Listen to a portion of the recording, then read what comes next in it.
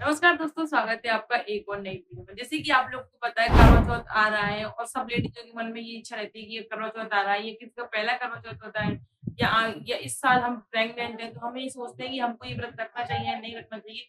तो मैं इस वीडियो में ये कवर करने वाली हूँ यहाँ पे कि किन लेडीज़ों को करवा चौथ का व्रत रखना चाहिए और किन-किन सावधानियों के साथ रखना चाहिए। तो बिना किसी टाइम वेस्ट के शुरू करते हैं इस वीडियो को।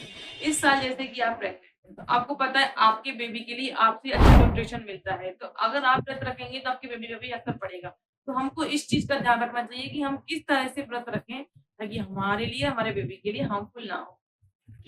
सबसे पहले हमें इस चीज़ का ध्यान रखना चाहिए, अगर आपकी प्रेगनेंसी में किसी भी तरीके की कॉम्प्लिकेशंस है, जैसे कि आपका ब्लड बहुत ज़्यादा कम है या फिर आपका बीपी हाई है या शुगर है आपके बहुत ज़्यादा या आपकी प्रेगनेंसी में बहुत ज़्यादा कॉम्प्लिकेशंस हैं या आपके पहले बहुत ज़्यादा मिसकैरेज हो चुके हैं और आपने बड़ी मुश्किल से अभी इस टाइम कंसीव किया है, तो आपको व्रत रखने के बारे में सोचना चाहिए। या आपका एमनियोटिक फ्लूइड है वो बहुत कम है, तो इस सिचुएशन में अगर आप व्रत रखेंगे तो वो आपके और आपके बेबी के लिए हार्मफुल हो सकता है। इन सारी सिचुएशन के अलावा आपको लगता है ये सारी प्रॉब्लम हमारे साथ नहीं हुई है। ज़रूरी नहीं है ये सारी प्रॉब्लम आप लोगों के साथ हो, आपकी प्रेगनेंसी में और भी कॉम्प्लिकेशंस हो सकते हैं। आप व्रत रखने से पहले अपने डॉक्टर से ज़रूर कंसल्ट करें। वो आपकी रिपोर्ट देख के आपको बता सकते हैं कि आपको कोई और प्रॉब्लम तो नहीं है। क्योंकि अगर आपका एमनियोटिक फ्लूइड कम है, तो आपको इस सिचुएशन में भी व्रत नहीं रखना चाहिए। डॉक्टर आपको व्रत रखने से अवॉइड करने की सलाह देते हैं। नेक्स्ट आपको इस चीज़ का भी ध्यान रखना है, अगर आपका लास्ट ट्राइमेस्टर चल रहा है यानी कि आपकी प्रेगनेंसी के लास्ट के 3 मंथ चल रहे हैं, तो उस सिचुएशन में आपको जो निर्जला व्रत है यानी कि बिना पानी वाले व्रत है, वो आपको प्रॉपर्ली तरीके से अवॉइड करनी चाहिए, वो आपके बेबी के लिए ठीक नहीं है। अब बात कर लेते हैं उन लेडीज़ों के बारे में जो प्रेगनेंसी में भी करवा चौथ का व्रत रखना चाहती है, तो उनको किस तरीके की सावधानियाँ रखनी चाहिए, ताकि आपको और आपके बेबी को कभी परेशानी ना हो। तो सबसे पहले क्या करना है आपको सुबह उठ के जल्दी से सरगी खा लेनी है। जो होता है कि हमारे इंडियन कल्चर में जो कई लेडीज़ों के यहाँ पे क्या होता है कि सासू माँ सरगी देती है, तो उसको आपको सुबह खा लेना। तो उस सरगी में आपको क्या खाना है प्रेगनेंसी में?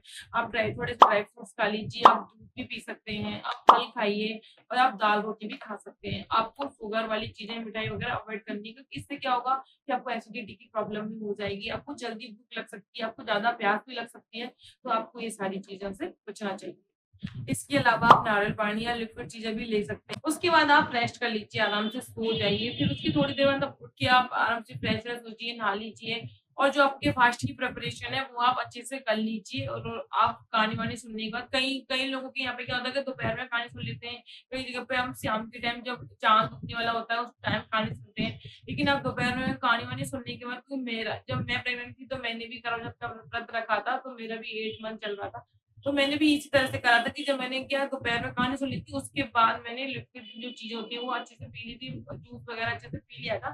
कई लोगों को खाना भी खा सकते हैं, लेकिन अगर आपको लगता है कि नहीं हमको आज खाना नहीं खाना, हमको प्रॉपर्ली तरीके से व्रत रखना है, तो आप कहानी सुनने के बाद में आप लिक्विड वाली चीज़ें ले सकते हैं।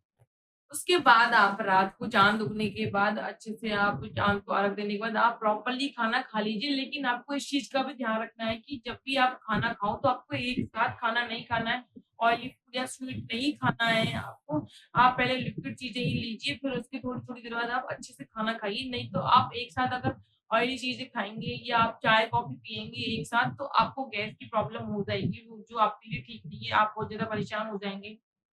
नेक्स्ट अगर आप व्रत रख भी रहे हैं, तो आपको इस चीज़ का भी ध्यान रखना चाहिए कि आपको ना ज़्यादा काम नहीं करना है। आपको थकने वाले कोई भी काम नहीं करने हैं अब या आप घर में किसी की हेल्प ले सकते हैं काम के लिए और आप थोड़ी-थोड़ी देर में कुछ ना कुछ लिक्विड चीज़ें लेते रहिए जब तक कि आपको और आपके बेबी को हार्मफुल ना हो। आपको प्रॉपर्ली तरीके से निर्जला व्रत नहीं रखना है। नेक्स्ट अगर आप व्रत रख रहे हैं तो आपको इस चीज़ का भी ध्यान रखना चाहिए कि आपको बीच-बीच में रेस्ट भी बहुत ज़्यादा ज़रूरी है ताकि आप और आपका बेबी अच्छे से इस चीज़ को एन्जॉय कर सकें और आप फास्ट भी रख सकें ताकि आपको कोई प्रॉब्लम भी ना हो। नेक्स्ट आपको इस चीज़ का भी ध्यान रखना है, आपको अपनी मेडिसिन स्किप नहीं करनी है। अगर आपको लगता है कि मुझे सुबह, दोपहर, शाम को मेडिसिन लेनी ही लेनी है वरना मुझे मेरे बेबी के लिए अच्छा नहीं है, तो आप लिक्विड चीज़ें अच्छे से पी लीजिए या आप दूध पी लीजिए या आप नारियल पानी, छाछ वगैरह ले लीजिए।